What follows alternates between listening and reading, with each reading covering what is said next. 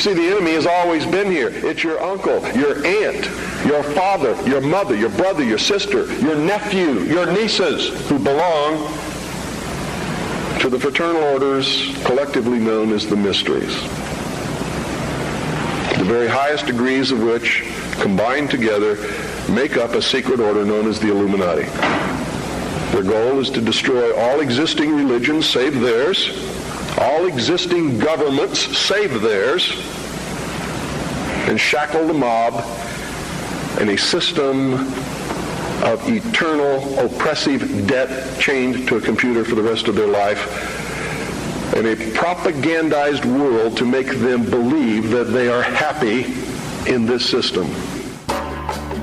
Welcome back to BCFM's Politics Show with old Labour Oxford economist Martin Summers and me, Tony Gosling. Sergei Fedorov, another of the Salisbury murderers, unmasked. Or is he? Somebody called Eliot Higgins seems to be standing up on our TV screens where Julian Assange used to do, as the world's most radical, crowdsourced investigative journalist. But is Bellingcat really Britain's answer to Wikileaks? And by the way, whatever happened to Julian Assange? He was cut off from the internet, wasn't he? In the land of the free. Plus the assassination of the leader of the Donbass, that's a breakaway part of Ukraine, and they broke away from Kiev back in 2014. Is the evil eye of Western power moving north? Could we see a flare-up in the east of Ukraine on the Russian border? Imagine if the Ukrainian president had been assassinated. We'd be hearing a lot more about that, wouldn't we? And US Ambassador to the United Nations, Nikki Haley, surprise resignation this week with no explanation. We try and figure out why. Journalists from Saudi Arabia living in the United States, Khashoggi. Will the Saudis be able to get away with murdering him? Plus, Martin Summers will take us on to some of the world's hotspots the mass media turn a blind eye to, won't you, Martin? Our sister show Dialects here on BCFM at noon Tuesday. You can download it online now, though, at dialectradio.co.uk if you like. This week, crop circles explained and debunked, as well as a full interview with Fran Mayer over her disabled benefits being cut, you heard just now. Also, Concrete Soldiers, a new film out about the destruction of social housing under the guise of regeneration. Digging right into that one. Listen here at BCFM 93.2 at noon next Tuesday, or you can download it now from dialectradio.co.uk. But first, Martin, this whole business with Bellingcat this week, we've heard another person has been revealed, Sergei Fedorov. Eliot Higgins has said that is the real name of one of the Salisbury poisoners. Well, I've heard what he said, and I'm still waiting to analyse everything that they've presented. But of course, the person he brought out last time, Craig Murray, the former British ambassador to Uzbekistan, just did a simple test of facial recognition of the guy he said that he was, and it came up negative, which any journalist could have done, but they didn't do it. Bellingcat apparently has become an expert on everything, far more than people like us. You see, Tony, all he's got is social media like we've got, but when he comes out with something, all of the mainstream media pick up on it immediately and say, oh, well, Bellingcat has saying this, that and the other. Extraordinary, really, because it just means they don't have to check it, and it then gets circulated around as if it's definitely the case, when in actual fact it's not necessarily the case, and we're being bamboozled. Well, the British police and the Foreign Office, their statements, which are hardly even mentioned by the mainstream press, the London media, are saying that there is no conclusive or definitive evidence. They say we are not going to comment or speculate about their identities.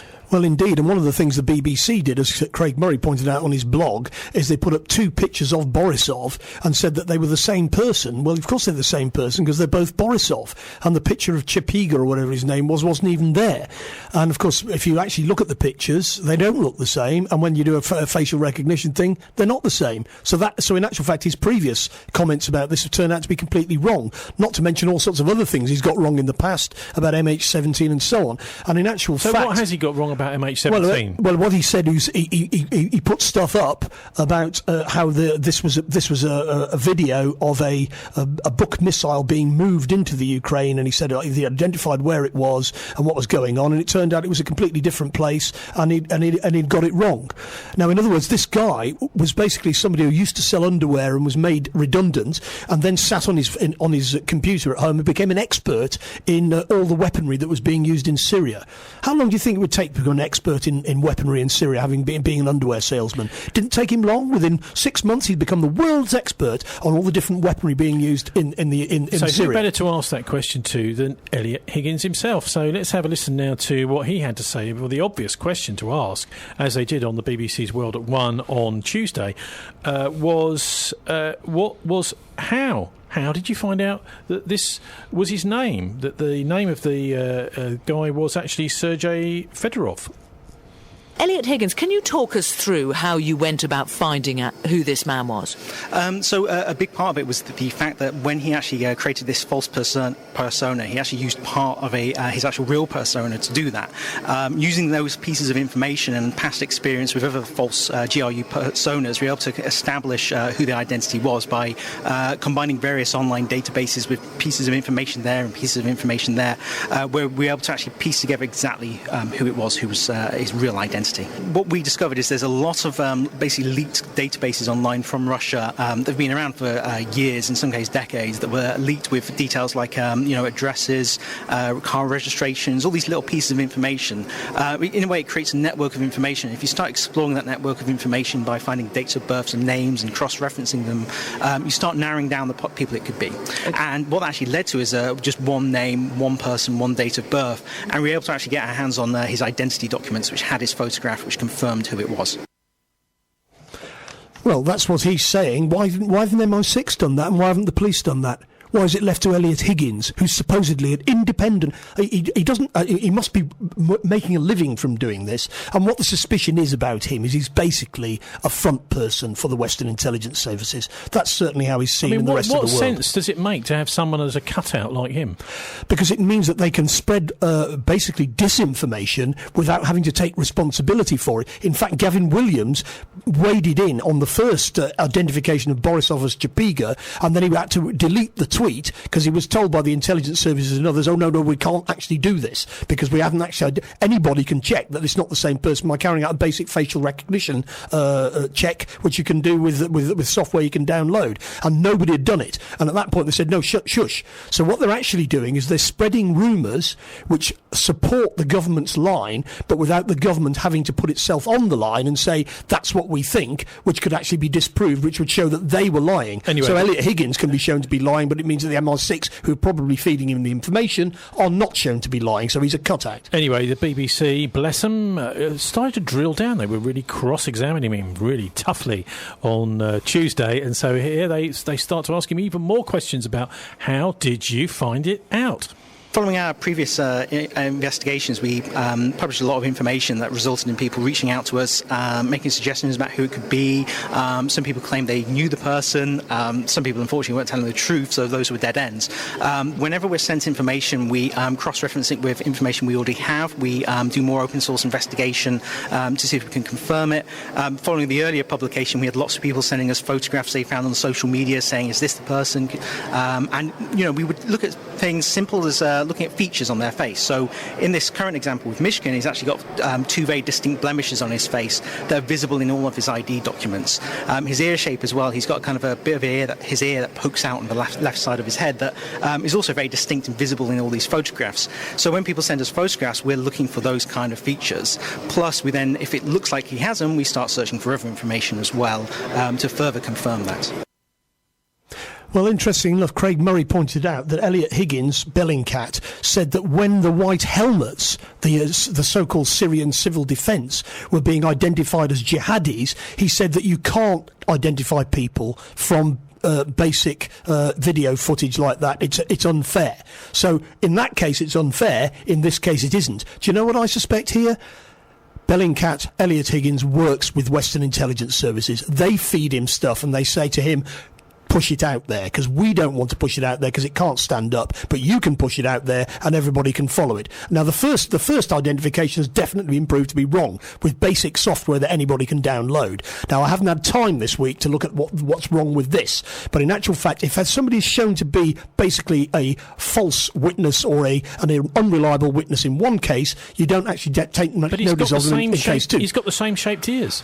Well, I'll have to see what Craig Murray says about this, because we can do a quite straightforward test on this, whether it's the same person or not. Can't you think for yourself? Do you just have to copy what Craig Murray tells you? No, I don't have to copy what Craig Murray tells me. But Craig Murray, of course, speaks fluent Russian, unlike Eliot Higgins, who's basically an underwear salesman and doesn't speak any Russian at all. And therefore, he says he's gone through all this Russian documentation.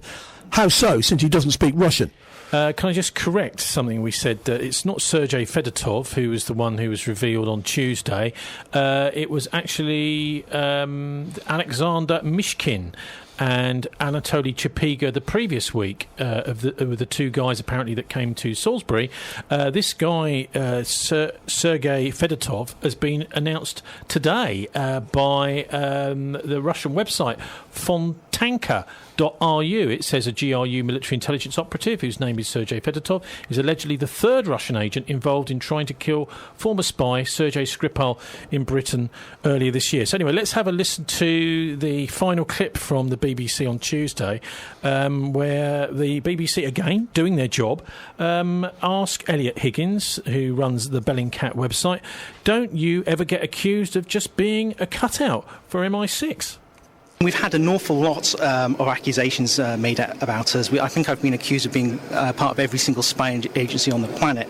I'd obviously be very well paid if that was the case, and I think anyone who can see my suit today can say that that's not true. But the main thing with us is we're very transparent about the way we go about our work. If you look at the article we've written today about Mishkin, you can see how we've gone through step by step explaining the process we went through. It's quite unusual for us because we did use closed source evidence in this investigation, but we've been very clear about where we've done that and why we had to do that. And are you, as a result of this investigation or any other, afraid for your own safety? Well, we've done a large amount of investigations covering MH17. I mean, with MH17 in particular, we really showed that Russia was repeatandly lying about what happened. This was the plane that was down, the Malaysian Airlines plane. That's right. And Russia repeatedly lied. They presented fake evidence. They've deceived. So I think we're already on their radar, but I think certainly this has made us a brighter dot on that radar. And are you aware of attempts to access your computer systems because of this? We've actually been, in 2015, we were actually part of the large hacking campaign by Fancy Bear, which was revealed to be the GRU, that was also targeting people like the DNC, the Podesta email leaks.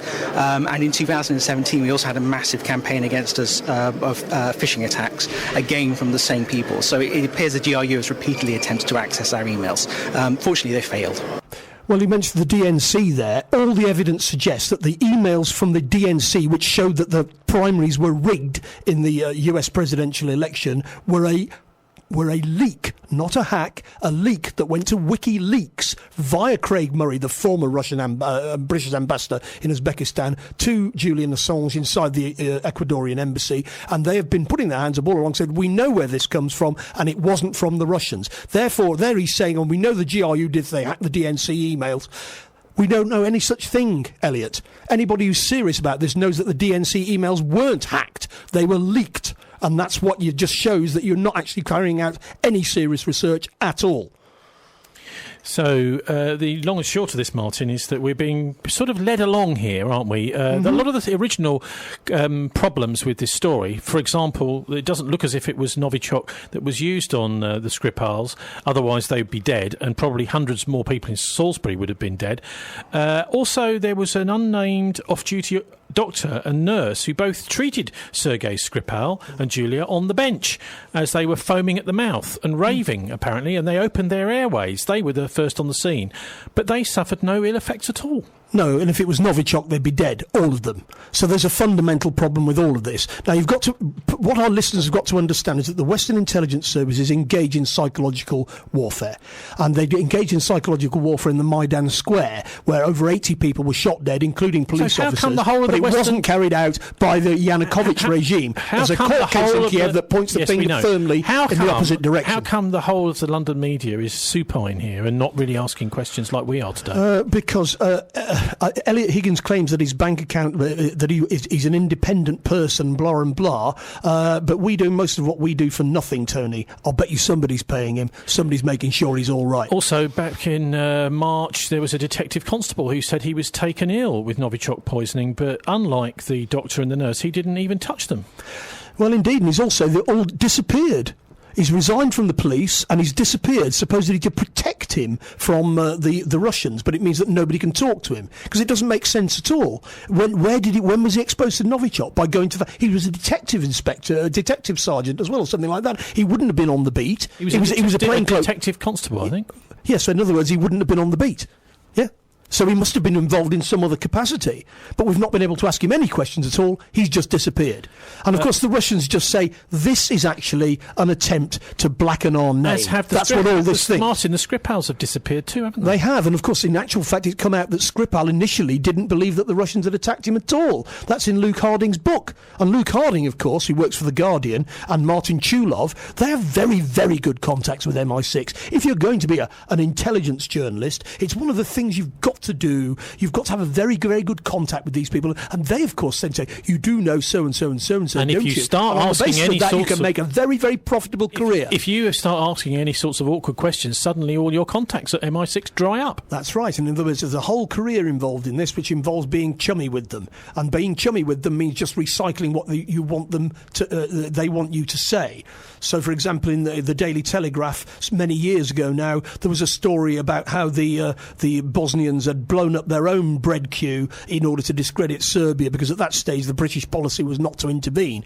Nobody in Yugoslavia believed it, but it was in the Daily Telegraph and the source was probably MI6. Well, that's what they do. They go to their friends in the media, and the UFO, whatever his name is in You mean Udolf Ukotti? Yeah, he just said, well, virtually everybody in the German media works for the CIA. They basically send them stuff, which is CIA stuff, and then they put it out under their name, and that is paid for by your taxes, folks, but that is just basically manipulating your mind. Let's have a look at the people who were running this operation down in Salisbury, that is to say the anti-terrorist police from London who took over from the local police. The Skripal's cat was shot dead and their guinea pigs were left to dehydrate and die in agony.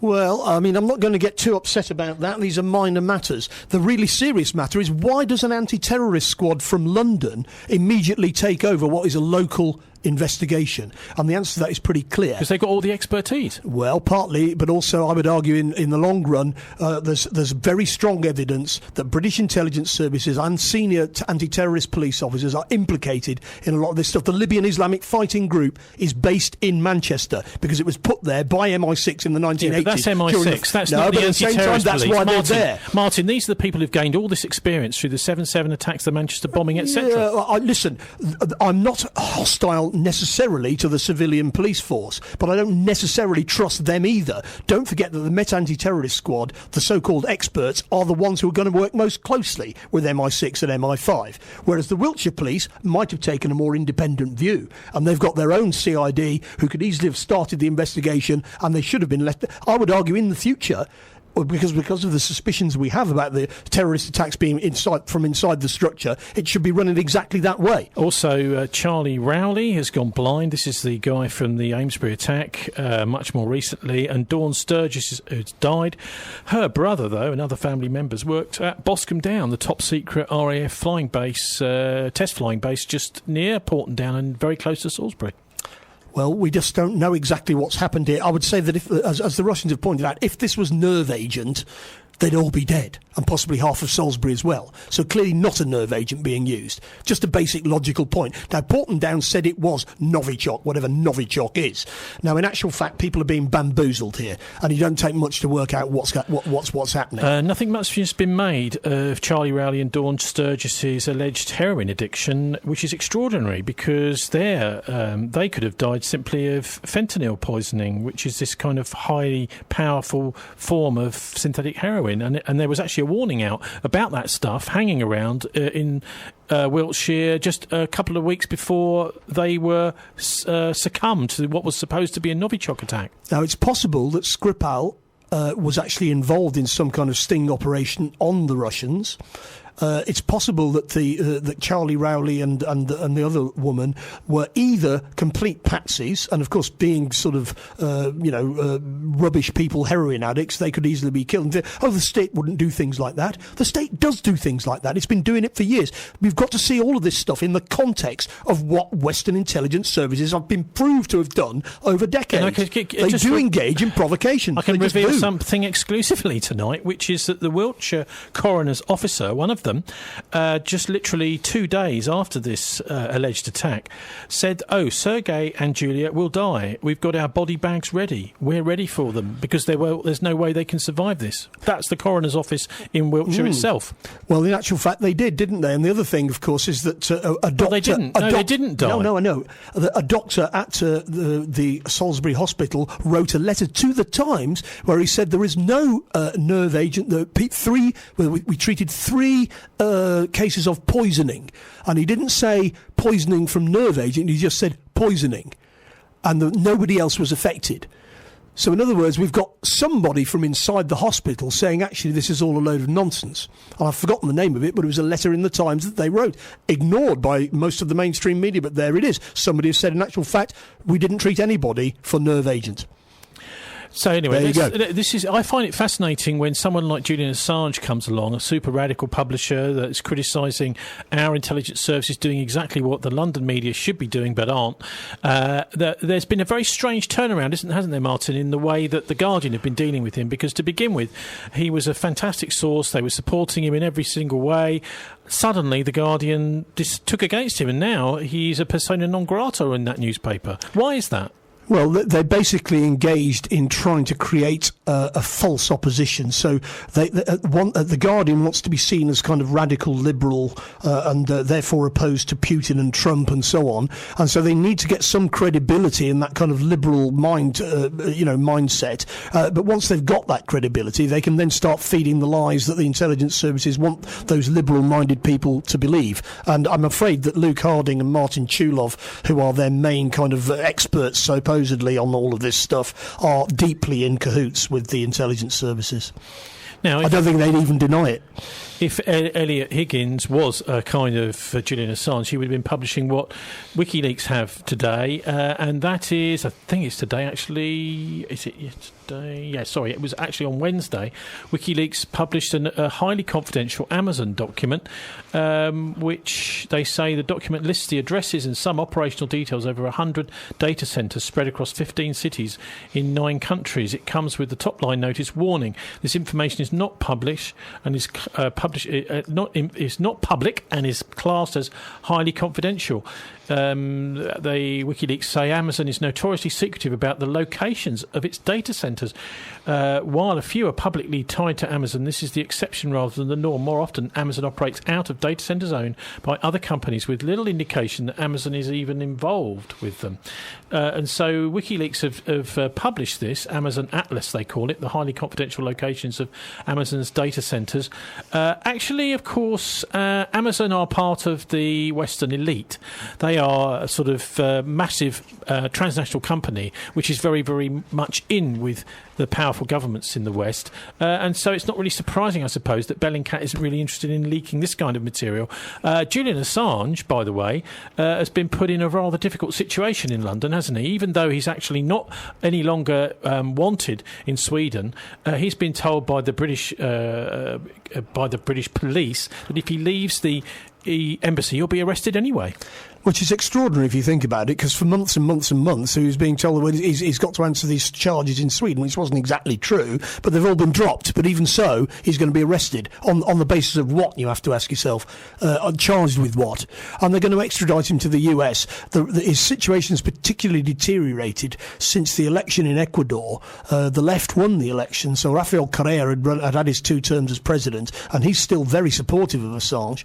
But Lenin Moreno, despite his name, is more of a moderate, if you like, and more willing to bow to US pressure, and he is leaning on Assange to give himself up by cutting off his email and so on. But Correa, who was the former president of Ecuador, is not very happy about that at all. And I'm afraid it's very difficult in this world to stand up to the powerful, because they fight back. They don't just sit on their hands. Is Eliot Higgins going to be making a series of disclosures about alleged CIA hacking tools, as WikiLeaks was? It was dogged by accusations from the US of being fed stolen data from Russian intelligence.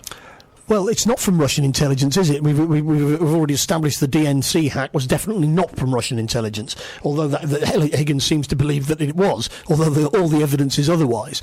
But of course, it's now become a bien pensant opinion, is now that the Russians are somehow trying to, they hacked into the DNC emails, and that's what led to the discrediting of US democracy. It does discredit US democracy because it shows it's all rigged, but it wasn't rigged by the Russians, was it? It was rigged by our own intelligence services. So in actual fact, what they're doing is pot calling kettle black. They're accusing the Russians of doing what they are doing. They are rigging our elections and accusing the Russians of doing it to cover their tracks. And that's the reality.